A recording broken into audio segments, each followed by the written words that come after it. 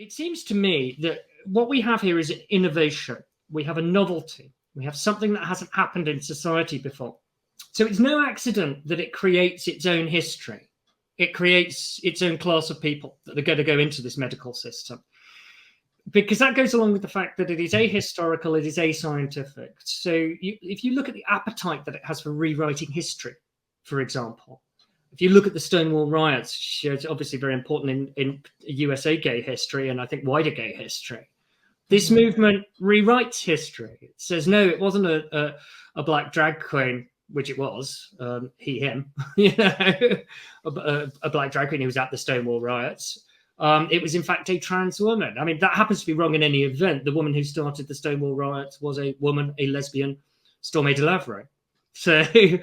But that ahistoricism, I think, is what drives this partly. I also think some of these people do not realise the level of safeguarding harm and serious harm they're doing, because they don't seem to me to have an appetite for examining the serious collateral damage done to people. Life is bright and beautiful under the rainbow, and everyone's happy, and everyone's smiling, and everyone's a fun character. No one talks about the detransitioners, you know? No one talks about people like Sinead Watson, left with mastectomy scars as a result of this movement. No one talks about the boys who haven't had, like Tulip, who haven't had adult male testosterone and end up not appearing to be, you know, your classic adult male, and that has an effect. That's the problem with this movement. The minute someone becomes a detransitioner, they become persona non gratis. And, you know, they become someone who's just ignored. And, you know, that's not good enough morally.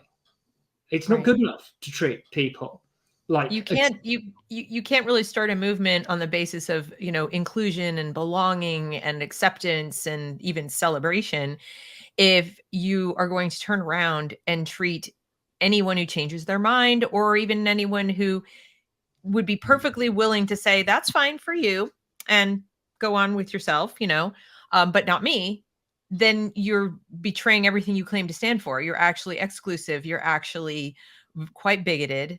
And it feels exactly like how the old-fashioned homophobes would react to somebody who is just homosexual. That, you know, we've got to make it like you're a bad person.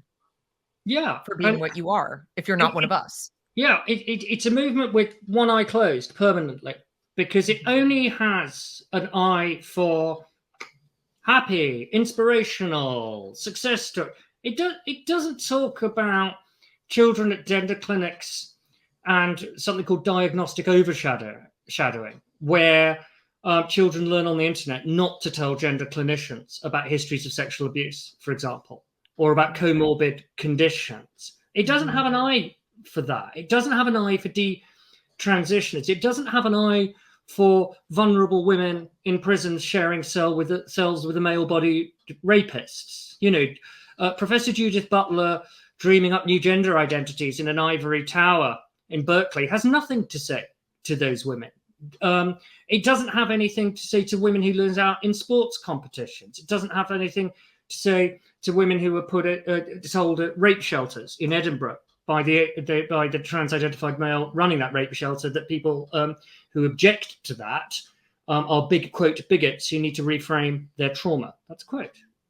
That's said to women who've been raped. And, you know, this is not good enough. Human beings, and particularly little human beings, gender clinics, are not collateral damage. They are not guinea pigs. It is not acceptable for any movement to create an engine of unreality, to put a load of children in, to let it chew them up, and then when they detrans, say, "Oh, you're an evil person. You were never really trans." Well, do you know what? That's a person who's been changed, medicated, and severely affected by your ideology. And you know, this is where the gay movement has fundamentally failed. We had a case in the United Kingdom, Appleby and Tavistock. Mrs. Sonia Appleby was the safeguarding lead at the Tavistock, and she raised homophobia as a safeguarding concern. She said, I am concerned that the children are coming here look to me like they're going to grow up gay, and no one's prepared to say that. And I've quoted this before. The Times article on this says, quote, there was a dark joke amongst staff, soon there will be no gay children left. It is like a new form of conversion therapy. That was their dark joke about children. You know, one of the reasons this is happening, and one of the, we've got a real breakdown here, particularly in gay charities and gay institutions, because you would have thought, wouldn't you, and this all came out in court, that once a court said, we find in favour of Mrs. Appleby, which the court did, and she's right to say that she is a whistleblower, i.e. she tried to protect kids, she tried to talk about homophobia, but she was vilified, she was victimised, she was silenced, she was cancelled. Now, what kind of world do we live in where Sonia Appleby, to whom the gay community, I should say, are extremely grateful, is the person who protects us and protects our next generation, and our national charities, so our equivalent of the ACLU, Stonewall, broadly speaking, have nothing to say. As I say, it's this one eye. They don't see it. They won't see it, and they won't say anything about it. Yeah, and the ACLU here is now jokingly referred to as the ACTU, Yeah. or something like that, because they are at the forefront of every single debate or fight over this. Their official position is, affirming the youth as young as possible, young as 6, and they are at the forefront of fighting for things like, the nullification of parental rights so that children can go get this care without their parents knowing. We have states in this country that have already done that, 12 years old. And to me, it's absolutely terrifying, because we've now already seen, and you've probably heard about it in Canada too, children removed from their homes on the basis of fear that the parents will reject them. So it's not, one girl who tragically committed suicide after she was removed from the home. She'd suffered with depression since she was about 10 or 11. Yeah. And went off to school and ended up joining a GSA club, a Gay Straight Alliance type of club, which really is where a lot of this conversion is happening. Yeah. And then started to identify as a boy, was affirmed. And on the basis of the mother being Catholic, simply on that basis, the social workers and the people in charge of this case, of this girl, because they were trying to push her towards the gender clinic, said, we're going to remove you and put you into a group home. So they put her into a group home at the age of 16, and it wasn't long after that she kneeled down in front of a train, probably because the underlying depression that she had was never treated. We've heard there have been other cases where now the federal government in our country is giving grant money to these group homes, and kids are being removed from homes based on the theory that the parents don't support the affirmation. They're fighting against it. They want to remove them from the gender care. And they're removing and putting them in group homes for their opposite sex. So opposite their biological sex. When it's girls, they're getting raped, they're getting trafficked, and the parents and grandparents still can't get them back. It's just monstrous, isn't it? It's difficult to find words to fit round that, because safeguarding failure doesn't really do it justice. The first thing to say is this: the evidence base for the affirmation only model, and I'm quoting Hilary Cass, who I've got on the other screen here. This is an interim report. She says is severely lacking. If we just pause at that point, right?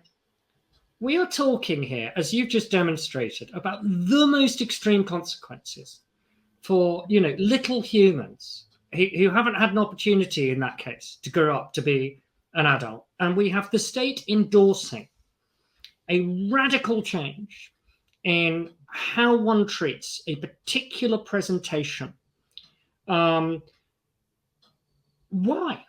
Why? What is it that distinguishes this this presentation, this problem, this need to go and see a clinic? Why does this become the pseudo religion whereby no questions can ever be asked? This is an absolute moral calamity, because what is happening here, as we can see, is that medicine has gone out the window, evidence has gone out the window, and ideology is now taking the place. We've got kids dealing with so much right now. They have, 24/7, the number of bytes of information coming at them makes me, I think back to my childhood and I can't imagine being that overstimulated. In other words, just having so much stuff. And so the world, as much as it's a better place in so many ways, right? We're living longer. We have better treatments for long-term diseases. We have so many wonderful things in our modern world. There's a downside in that we physically have not evolved. We're still animals, right? We haven't evolved at the same pace that our technology has evolved. And so now you take the adolescent going through the major changes of puberty. Yep. And just it really can't be overstated. That's a huge transition in the human being's life. Yeah. Between the hormones and the social pressures and everything, irrespective of all of the other voices coming at you. Now, potentially add that you have a troubled home life, or we had COVID and the upset of COVID, and you have, economic downturns, and there just is so much going on. And if you're a child who has some issues as far as confusion around who you are as a person relative to the whole, relative to the environment in which you live. And that would put, let's say, the pre-gay child. So the child who says, I'm different. And there's so many ways you can be different. That is just one, but that's a pretty big one. And now you add to that all these other potential things. It's normal. It's completely normal for that child to go looking for help, to go looking for answers, to go looking for support. In fact, we would even encourage it. We would say, that it's a healthy thing to look for support for yourself and not just kind of withdraw, right? The problem is you've got, as you pointed out, self-interested adults, ideologically driven adults, politically driven, money driven, all this different coming at them. Yeah. And there is a predatory nature to it. I feel like it's not that difficult for people to identify questioning, curious, vulnerable children and exploit that. Yeah, I think that's absolutely right. And I regard, and I'm sure we both do, the children that end up going through this as victims of this ideology. And one of the reasons I and so many other gay men and lesbians are in this fight is we look at these kids and say, that could have been us. That could quite easily have been us. Not everyone, society's a lot better now than it was, but not everyone grows up in a home where mum and dad are particularly happy about them being gay. And if mum and dad aren't taking you to the gender clinic, you might well take yourself these days, because that's how you're told you should fit in. Because we've stripped back, haven't we, what it means to be a man and a woman to an aesthetic and superficial level. And we talked about, playing with toys as a diagnostic criteria, which is bonkers. But so much of this movement is aesthetic. It's, if you don't look like if you look like a tomboy, for example, if you're a girl and you like your hair short and you like playing with the boys. I mean, quite a lot of girls do that because it's just more fun to be able to run around and have your hair short and so on. It doesn't mean they need a lifelong situation in surgery. This is a reductio ad absurdum, because if you compare our understanding of gender and gender nonconformity to, say, the mid to late 80s and the 90s, Grace Jones didn't need to be non-binary. David Bowie didn't need to change his pronouns. It seems to me we had a better and a more comfortable understanding of difference. Now, I think what's changed is you put smartphones everywhere. You have gyms on every corner. Everyone on telly is body beautiful. Sex is everywhere. Pornography saturates youth. You won't find a young girl these days who doesn't say, "Oh, the boys in my class are always showing me porn on their phone." That is a normal experience these days for girls at school. And it's terrifying. I mean, yeah. I think that can be incredibly upsetting, especially if you have a child who, now imagine the child they're showing it to had some form of abuse, or imagine they're on the spectrum and so they're emotionally a little less mature. They take a little longer to catch up. Same with kids with ADD. I mean, that can make you so afraid of becoming that object, Yeah.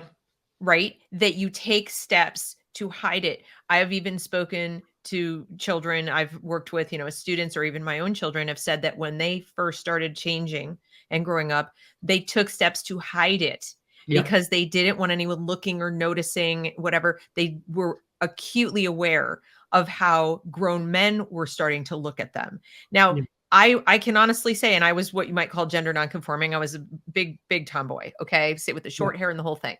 But I was never dialed into, because I never saw porn, never had any of that. I was not dialed into like, oh, men are looking at me that way. I wasn't a tomboy because I was afraid to become a woman. That was not even on my radar. But there are a lot of kids I talk to today that are like, oh, ew, they're still in that innocent ick phase, but it's in their face constantly. Wouldn't it be the most normal thing in the world to try to find a way to hide? I mean, doesn't that explain non-binary to some extent?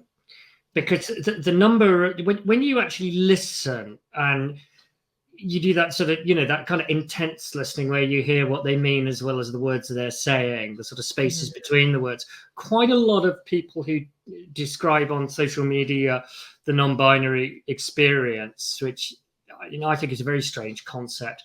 They remind me of instances in my former career where you were dealing with people who've been in some way traumatized by sexual encounters, because they sound, and this isn't true of everyone who says that, of course. I'm not saying it's true of everyone, but the language, and you see, I suppose, most explicitly in the celebration of asexuality. I think you have to ask serious questions as a movement, as an ideology. If you've got to the point of celebrating, particularly young people, denying a fundamental human appetite which is natural to us all and we shouldn't be ashamed of, and we should all be adult enough to deal with. Normally someone saying, I want no part of this, I don't want this in my life, normally that is a sign that something's wrong. And I think what is wrong is precisely what you've described there, which is this torrent, this absolute torrent of sort of pseudo-pornographic language from a movement that does not create art or music or poetry, but creates only pornography. It is the movement of anime, manga, and pornography. That's all it can create. And surprise, surprise, the other thing it creates are kids mainly, and young people who are horrified about this and are saying, I'm now retreating to a space where I'm not part of any of this. And I think that speaks very deeply as to the dysfunction of this movement.